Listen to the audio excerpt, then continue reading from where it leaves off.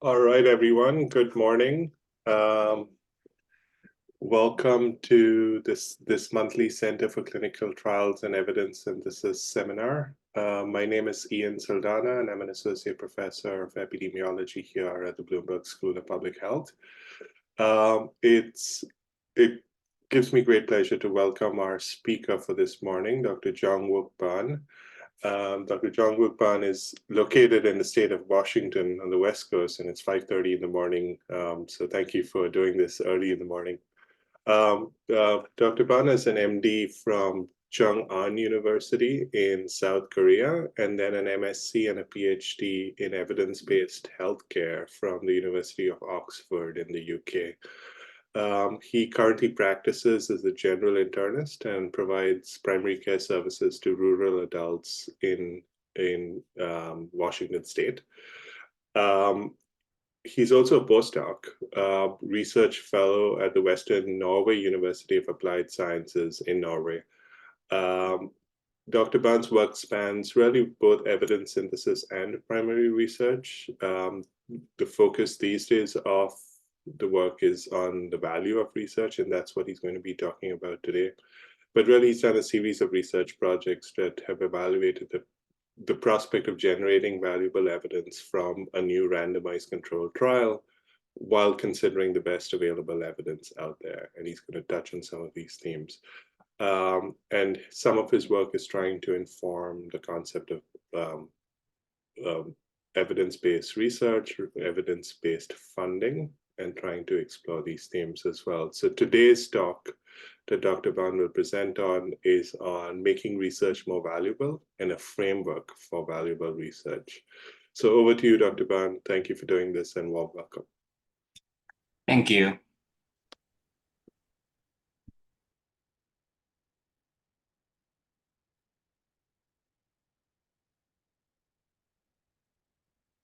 Can you see the slide okay? Yes. Okay, great.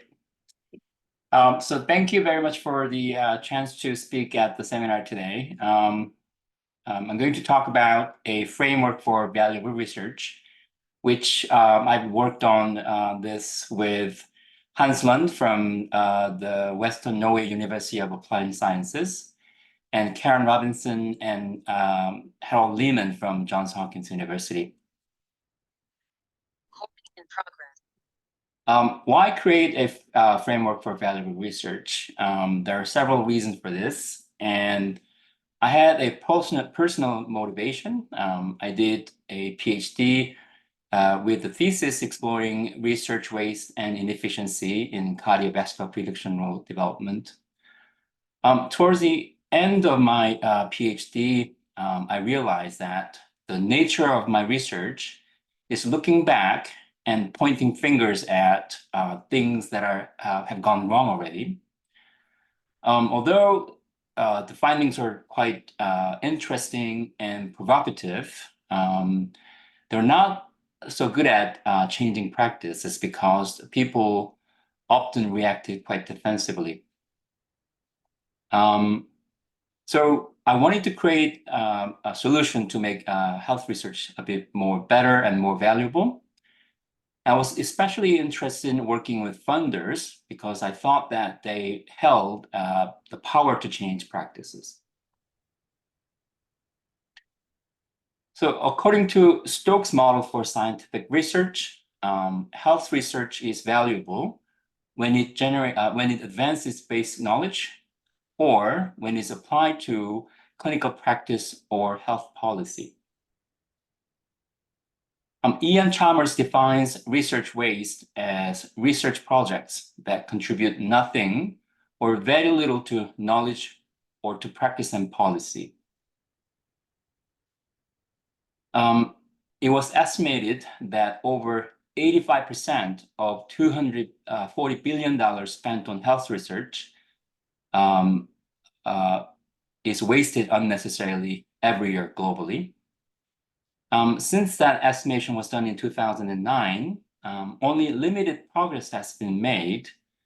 And in 2020, US alone spent over $245 billion on health research. So the problem of research waste is massive and also growing. There are two key sources of waste related to research decisions before commencing a new study, which are answering questions irrelevant to patients and clinicians, and using or choosing inappropriate design and method. And as one of the solutions, Ian Chalmers and Paul Glasio suggested that funders should require grant proposal to build on a systematic review of existing evidence. A series of papers were published in 2014 in The Lancet, suggesting how we can reduce waste and increase value in health research. In response to the Lancet series and follow-up, Mona Nasser and colleagues evaluated whether 11 selected funders had a funding policy to reduce waste and increase value in research. And they found only one funder required systematic review of existing evidence when justifying a new research project. On the other hand, most funders relied on peer review process. For example, NIH conduct peer reviews based on these 5 criteria when evaluating grant application. So although peer review has been used as a primary mechanism for evaluating research proposals for many, many decades, there are many criticisms about peer reviews related to, for example, its transparency, bias, and flaws. And many studies have pointed out that peer reviews have poor reliability and consistency. Also, some argue that the effectiveness of peer review in finding best research proposal is not very good.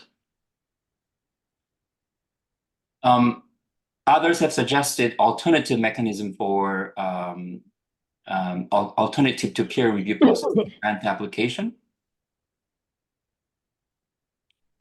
And some even argue that random chance or lottery system is fairer and better than a peer review process. On the other hand, there is growing argument about using systematic review results when making research decision. And for example, the Evidence-Based Research Network, which was launched in 2014, aims to reduce waste in research by promoting the use of systematic review before commencing any new studies. The argument about using systematic review when justifying new research is primarily inspired by some of the shocking results from cumulative meta-analysis, which is a process of updating the meta-analysis each time new evidence becomes available. The example shown here is a cumulative meta-analysis of randomized controlled trials of proteinin in cardiac surgery, which show that the 95% confidence interval of summary odds ratio never crosses the line of no difference. So based on the results of this cumulative meta-analysis, you can conclude that if a systematic review was conducted before commencing a new study, the most redundant randomized controlled trials here and unnecessarily randomizing participants could have been prevented. Further, the concert statement also mentions that the need for a new trial should be justified in the introduction section with a reference to a systematic review of previous similar trials. However, this is infrequently done because a study by Andreasen and colleagues found out that on average, about 42% of randomized controlled trials justify conducting a new study with a reference to a systematic review of existing evidence. However, using systematic review results to prospectively determine whether a new study is justified is quite difficult. This is a cumulative meta-analysis of randomized controlled trial of intravenous streptokinase for acute myocardial infarction by Lau and colleagues, which presents 4 different statistically significant p-values here. The results become statistically significant only after 4 studies are included in the cumulative meta-analysis. Before, 95% confidence interval crosses 1. And then the result becomes significant again after 8th clinical trial is included in the cumulative meta-analysis. But then again, the upper limits of 95% confidence interval start to get closer to the line of no difference. So this shows that how challenging it can be to make a prospective decision about whether a new study is justified just based on systematic review results.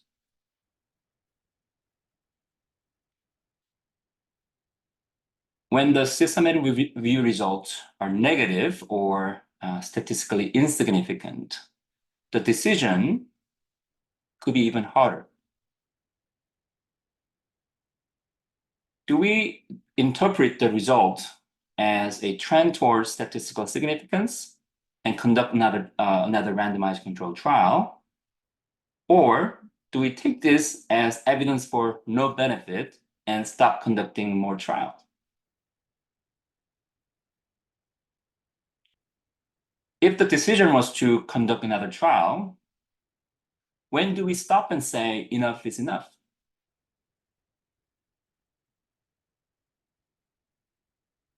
So how do we determine whether systematic review results are conclusive?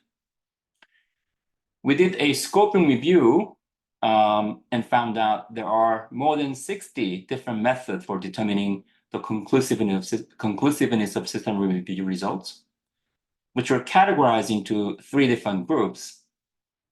But except for the trial sequential analysis and sequential meta-analysis, most of these methods have never been used or rarely used in practice.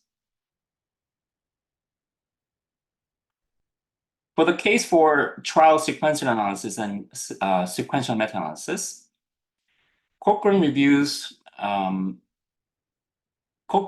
collaboration does not prohibit the use of them, and these methods have been used in Cochrane reviews in the past.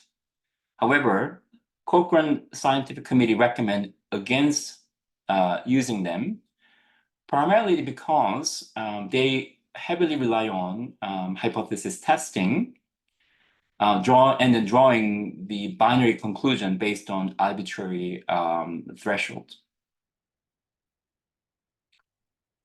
So these are my reason for developing the framework for valuable research. There was a personal research motivation to create some solution to make health research more valuable. And conceptually, it really makes sense to make funding decision based on the systematic review results. But then again, in practice, using systematic review results to make funding decision is quite difficult. And existing methods to determine conclusiveness of systematic review are not very helpful.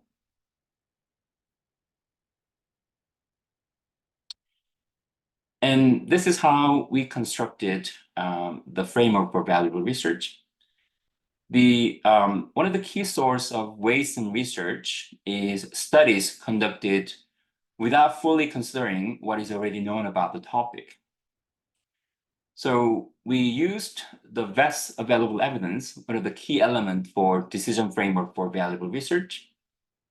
And I used cumulative meta-analysis rather than conventional meta-analysis, because cumulative meta-analysis has advantage of showing how evidence evolves over time and how stable it is also.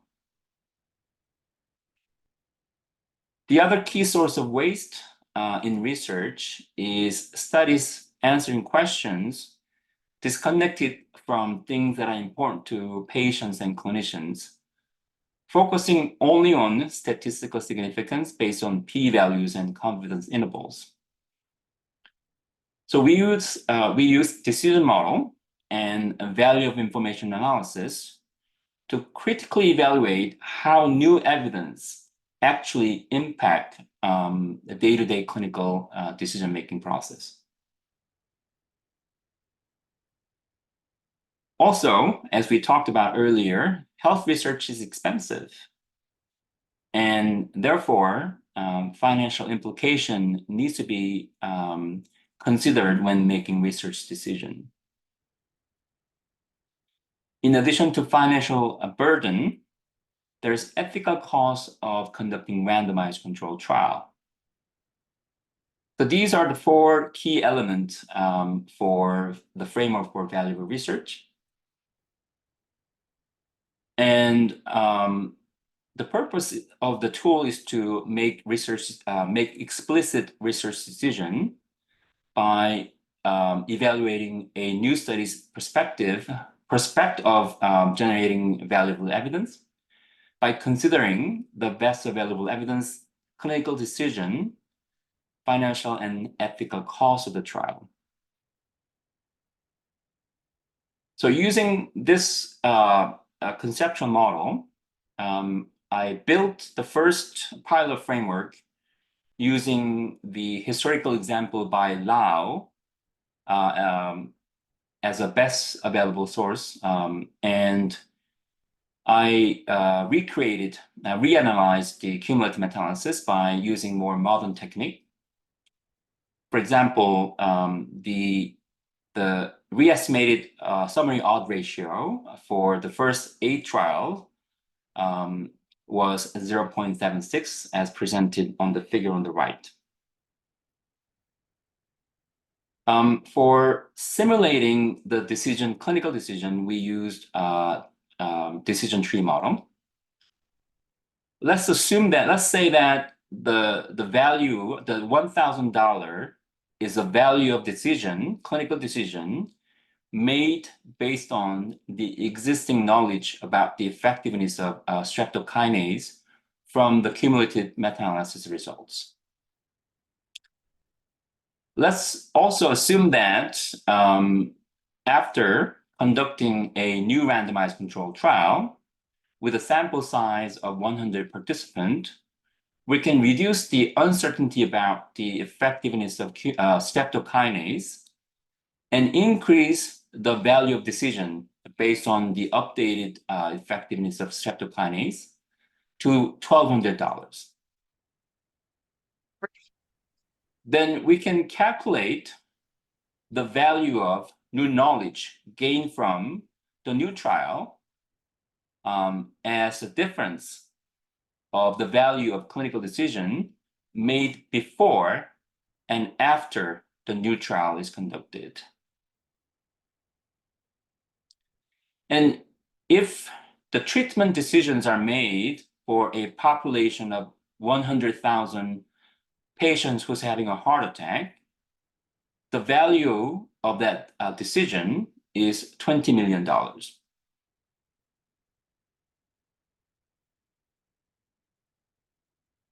Okay, let's say there's a way we can simulate the results of a hypothetical new randomized controlled trial of sample size of 100 participants. Then we can estimate the value of the new knowledge that might be gained from a hypothetical new randomized controlled trial before actually conducting a trial. And we can do that by calculating expected value of sample information.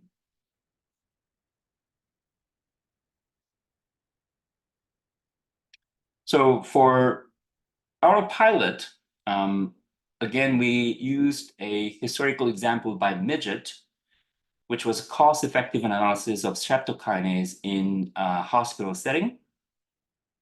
And we estimated population EVSI for managing 805,000 new cases of acute myocardial infarction in the United States annually. To calculate the fixed setup cost and variable cost depend upon the sample size, I used a budgeting tool from the Belgian Healthcare Knowledge Center.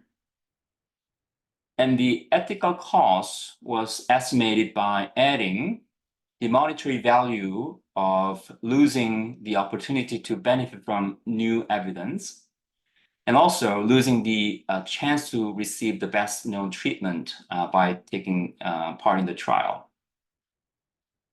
So the total cost of the study can be calculated by adding up the fixed and variable costs of conducting the trial, and also opportunity cost of taking part in the trial.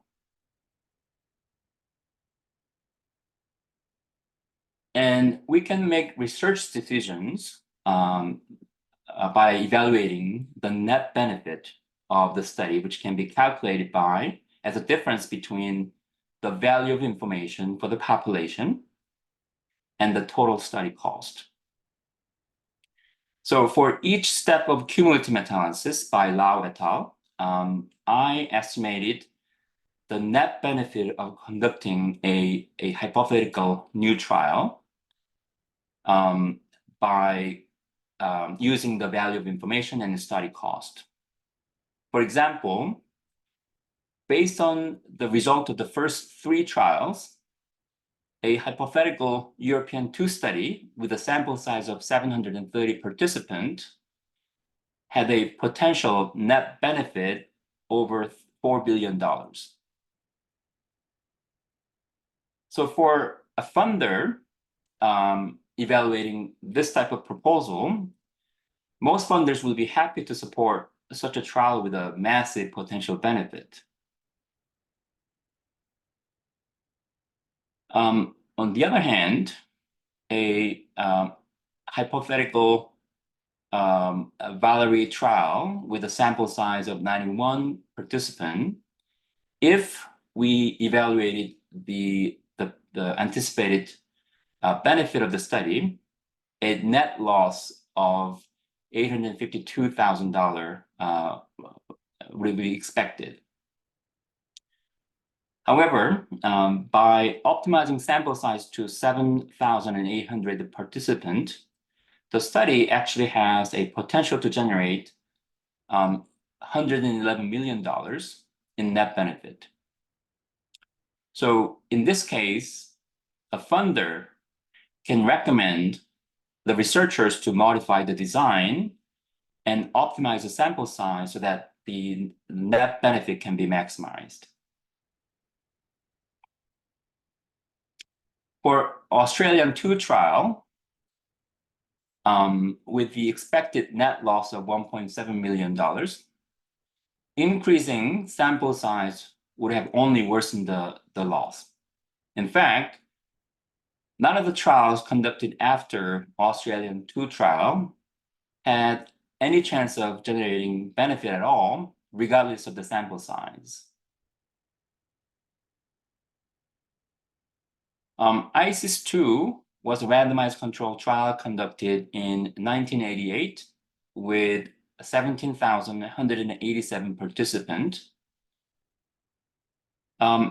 which our analysis have anticipated $109 million of net loss, $28 million from financial cost of conducting the trial, but $80 million from ethical cost of randomizing 17,187 patient who's having a heart attack.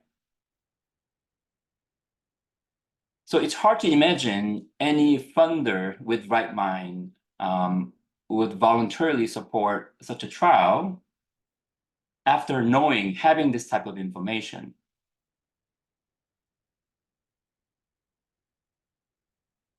So Cowley is a food company owned by Cowley Trust Foundation based in Bergen, Norway. And they're very well known in Norway and other European countries for primula, which is spreadable cheese in a tube. The foundation has a policy to return all profits by providing funding for culture, science, and charity.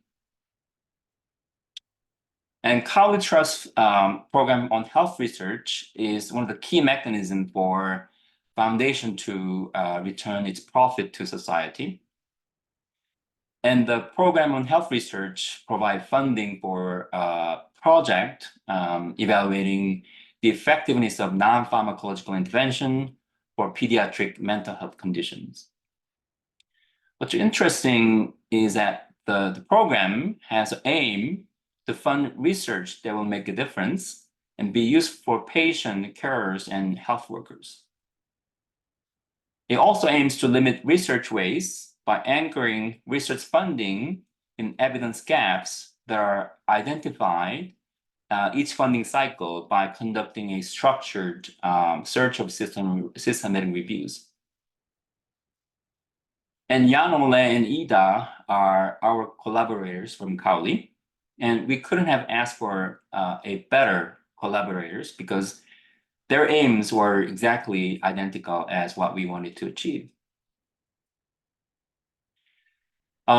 We met with Ida and Jan Ole in February of 2023, which is about a year ago.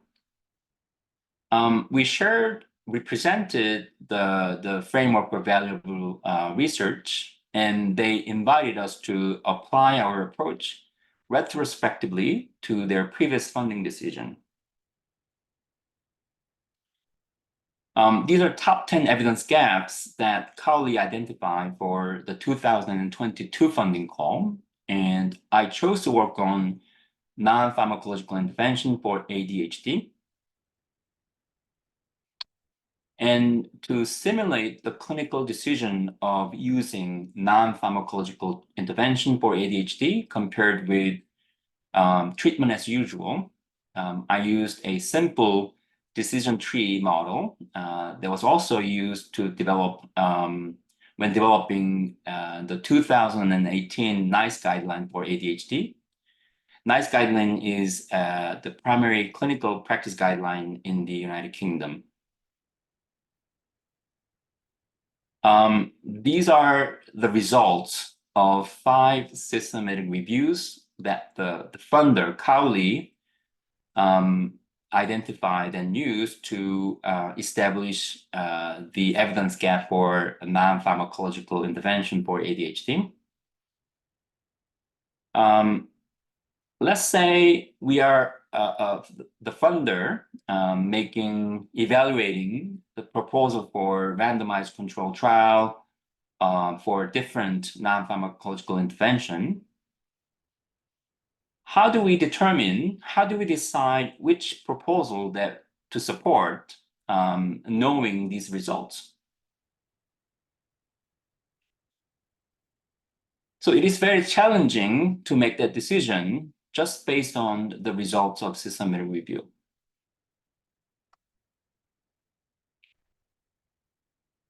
Our analysis show that randomized control trial for cognitive intervention and social skills training program had the largest potential for net benefit for decision about using non-pharmacological intervention within the boundaries of the funder's budget.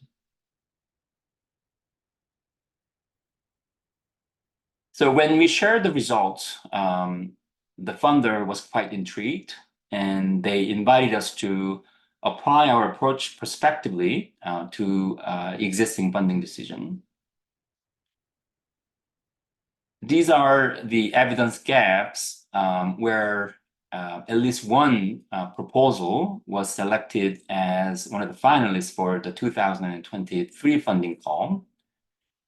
And I worked on intervention for loneliness and psychosocial intervention for depression prevention. And I'm going to just share the results of our analysis for intervention for loneliness.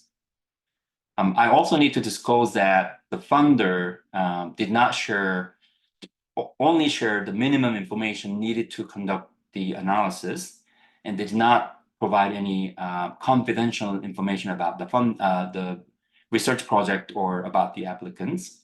And then our analysis were not used to make the funding decision for the 2023 call. To simulate the decision about using intervention for loneliness, I created a markup model because I could not find any existing model that can be applicable for our analysis. The funder identified the systematic review by Eccles and colleagues as the source of evidence for establishing the evidence gap for the funding call. And I use the results of the subgroup analysis because the different loneliness interventions were included in the systematic review. So again, the challenge is how we can make decisions about funding randomized controlled trial just based on the systematic review results. And that can be quite challenging. And our analysis shows that only randomized controlled trial for enhanced social support has a potential to generate beneficial evidence for the decision about using intervention for loneliness. So we tested our approach retrospectively and then prospectively. Then we try to incorporate our approach into funding decision process of CALI. And then these are top 10 evidence gaps for the 2024 funding call, which was finalized the last day of November, with the expected due date for public announcement on January 5 of 2024, which gave us about a month of time to work on this project. And I chose to work on intervention for bullying and cyberbullying.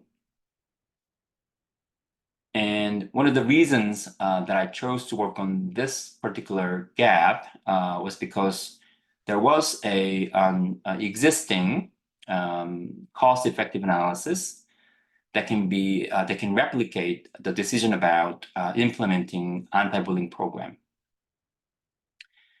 This particular analysis was done from the perspective of Swedish payers, and I modify some of the parameters so that we can better reflect the context of Norwegian payers.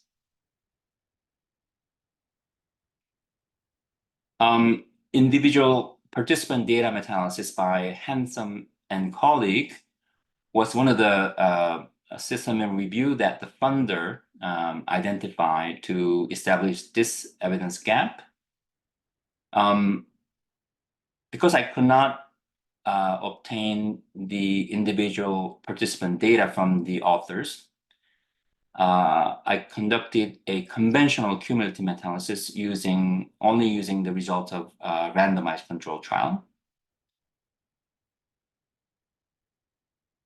So Kiva intervention is an anti-bullying intervention developed in Finland and has been used in several different countries. According to our analysis, the Kiva intervention's effectiveness has been fairly well established, and conducting another randomized controlled trial is highly unlikely to generate beneficial evidence.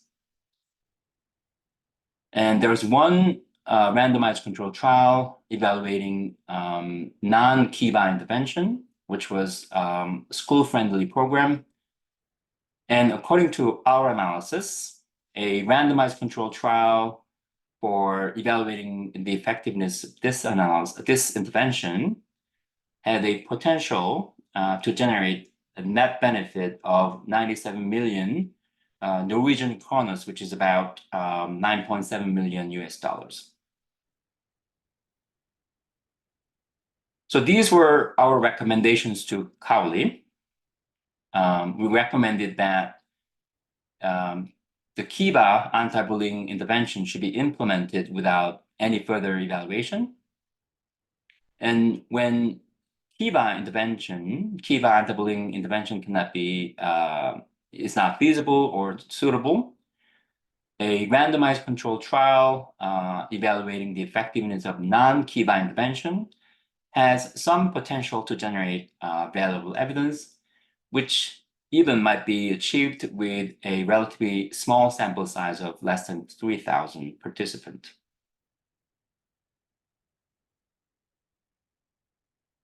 So Cowley included a 2-page summary of our analysis and recommendation in the on the website of the 2024 funding call. And this is a quote from the Cowley's instruction to grant applicants. They recommended, please consult this analysis using a framework for valuable research when developing research idea and research question, and planning the design and method of your study targeting bullying and cyberbullying. So even though this is just one funder limited to one research topic, but for us who wanted to find a solution to make research more valuable, this was extremely rewarding outcome for us. So in summary, the framework for valuable research is a tool for making explicit research decision by assessing a new study's prospect of generating useful evidence while considering the best available evidence, clinical decision, financial and ethical cost. We plan to continue our collaboration with Cowley, but also we hope to expand our collaboration with other funders who might be interested in making research more valuable. We are also looking for collaboration with researchers and researcher groups because we think that our framework can help researchers prioritize research projects and strengthen the argument for conducting a study and when writing grant proposals. This is the late Professor Doug Altman, and he argued in his 1994 paper titled Scandal of Poor Medical Research that we need less research, better research, and research done for the right reason. And I think the framework for valuable research might help funders and researchers make smarter and more explicit research decisions and promote better research and research done for the right reason. Thank you very much. Thank you, Dr. Bond. That was great. Very interesting talk and well walked through. Thank you for doing that. So folks who might have questions, please raise your hands. I see that there's a hand up already. Janet. Hi, good morning. That was very interesting, and I think I'm going to be a little purposely provocative. Okay, I don't think in that, like, I do multi-center clinical trials. We try to make them comparative effectiveness trials of treatments that we think at least could affect people's lives. It's very disheartening to me how many null trials I've done, but they've been good. But it's sort of like I see your framework and I see that it's very, I liked a lot of it, but it seems like you're um, maybe I would aim it at another place as well.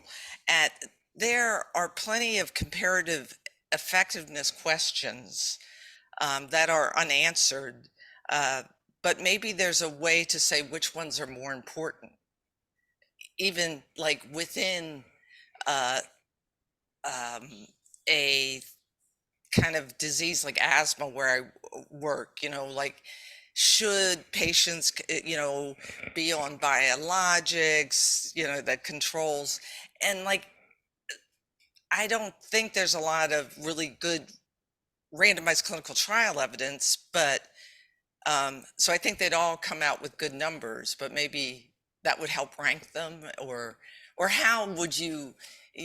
Maybe my question is, what do you think? How's this applied to comparative effectiveness of pharmacological agents? I guess. Can you expand a little bit more about the difference between comparative effectiveness trial and randomized control trial? Well, I'm just saying that, like some of your premise was that we already had all this evidence.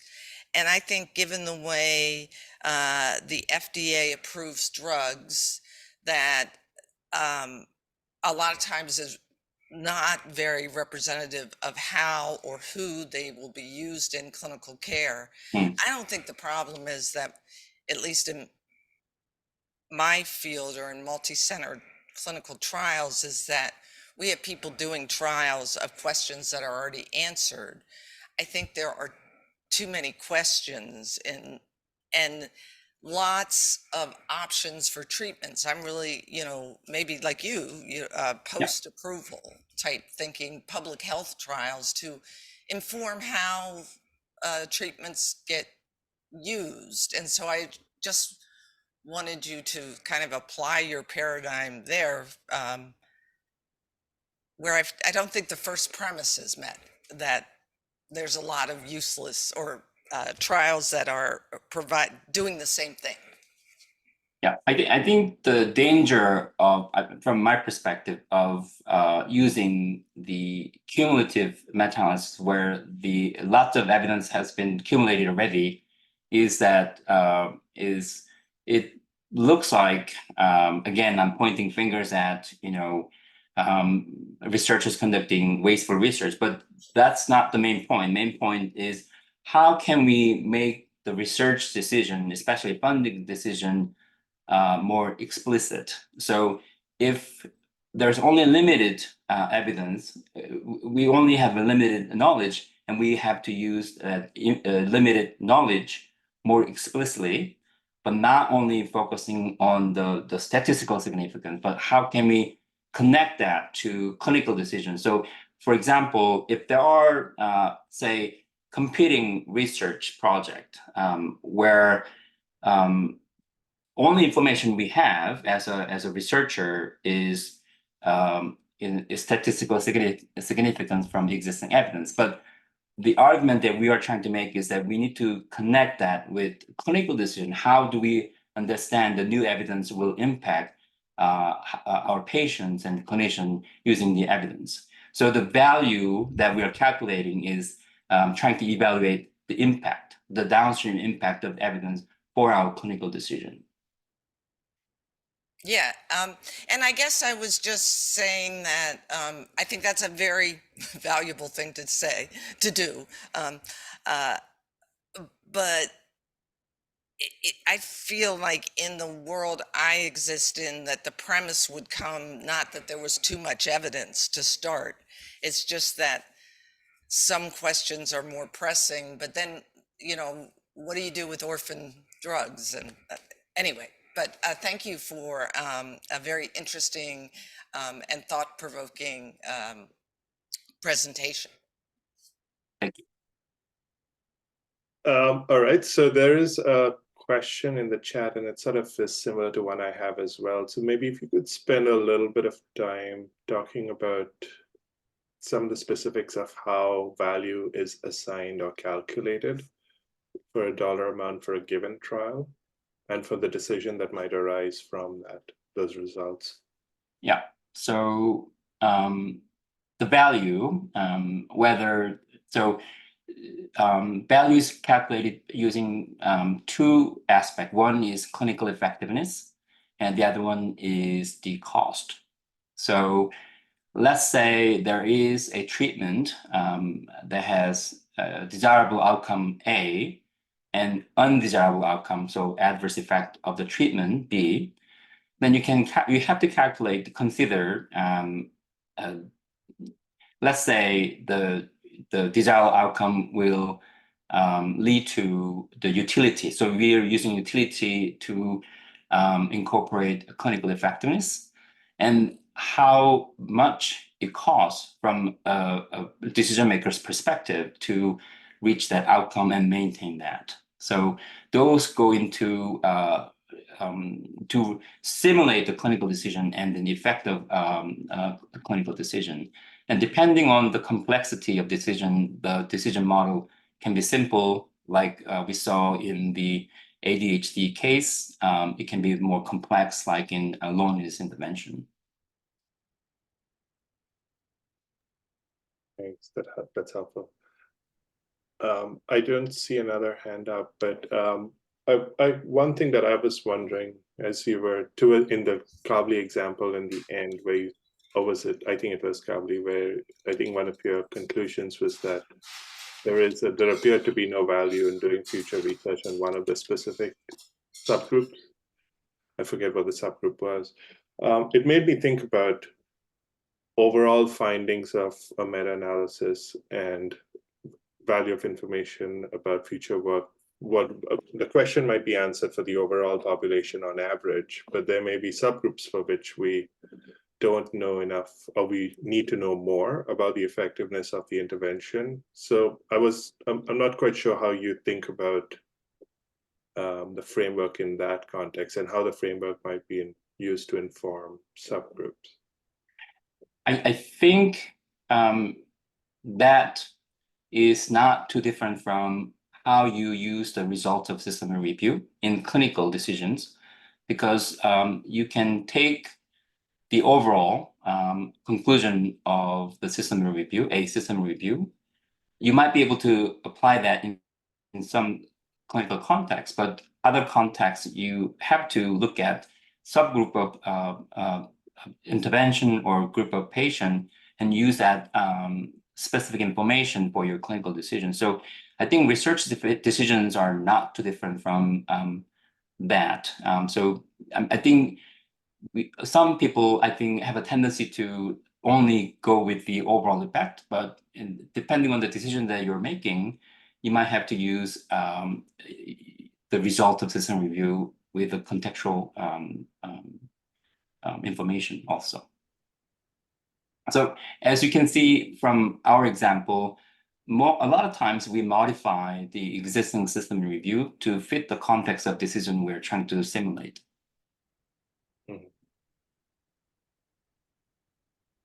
Great.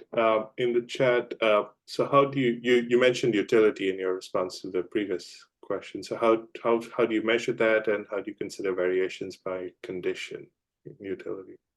I'm not an expert in utility, but there are studies. There are studies measuring utility of different health states, and that's commonly used in health economics.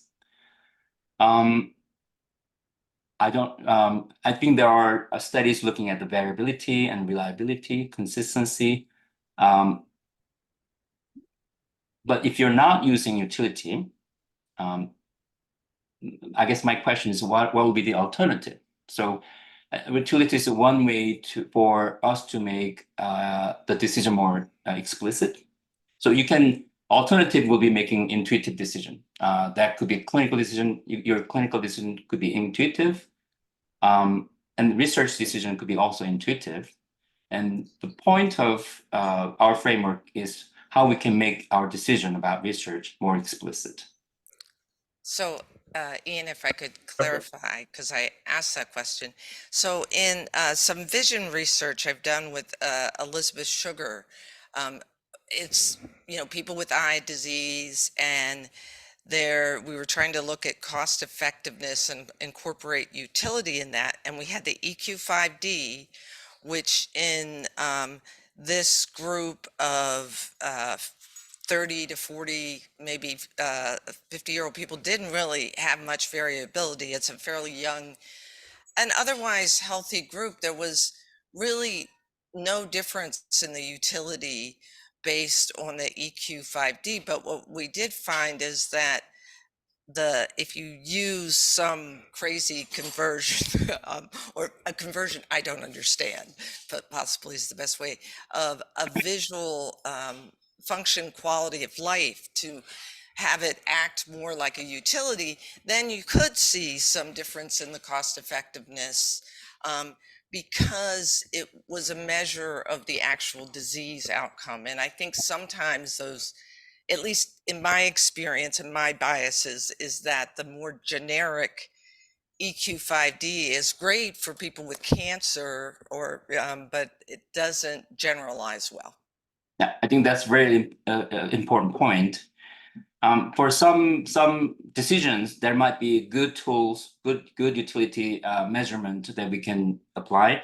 For other decisions, we may not even find that can be remotely close to what we're trying to measure. So one of the limitations of this analysis is that the outcome, the results of the analysis might depend upon what type of input that you put into your analysis. So you have to take that into consideration when interpreting the results, actually. Yeah. Thank you.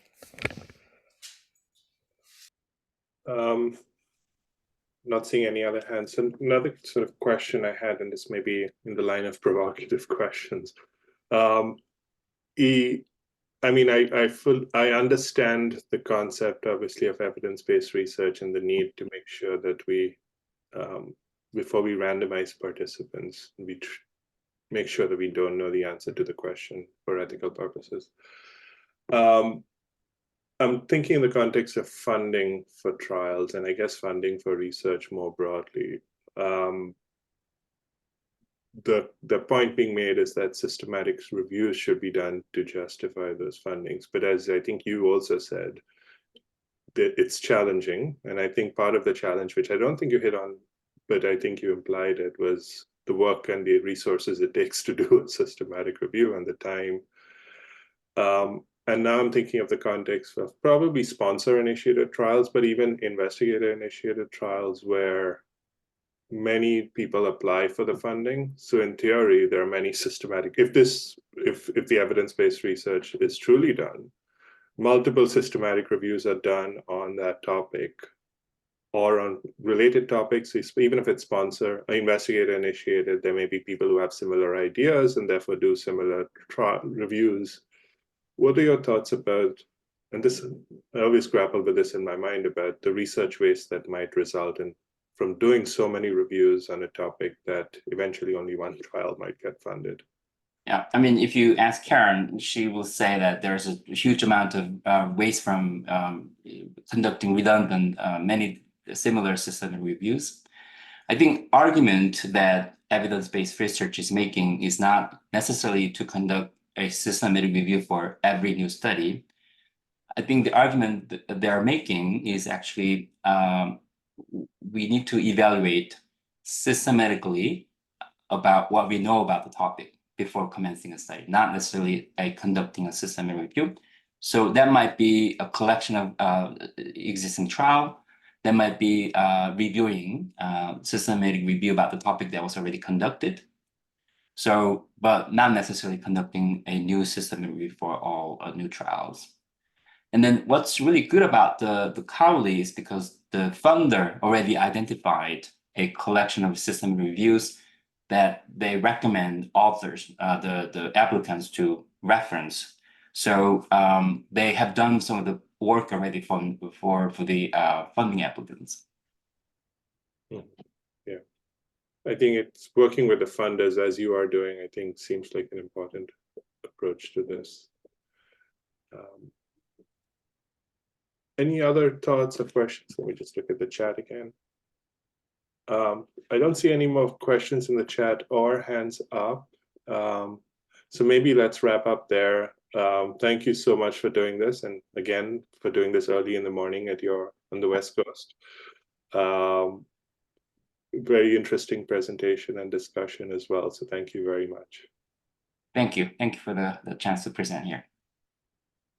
Sure. Have a good day, everybody. Take care.